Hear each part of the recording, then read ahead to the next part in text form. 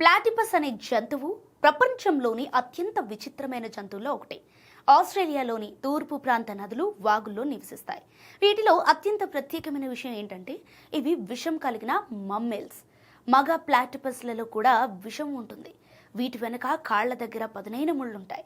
ఆడ ప్లాటిపస్తో జతకట్టే సమయంలో ఈ ముళ్ళు చాలా శక్తివంతమైన విషాన్ని విడుదల చేస్తాయి. ఇందులో కనీసం 19 రకాల ప్రత్యేక రసాయనాలు ఉన్నాయని శాస్త్రవేత్తలు కనుగొన్నారు.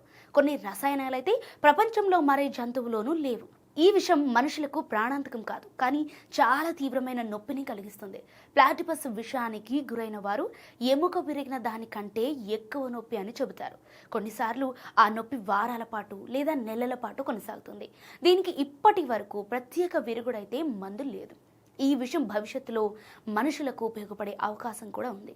సో శాస్త్రవేత్తలు దీని ద్వారా కొత్త నొప్పి నివారణ మందులు, డయాబెటిస్ మందుల తయారీకి సంబంధించిన పరిశోధనలు అయితే చేస్తున్నారు.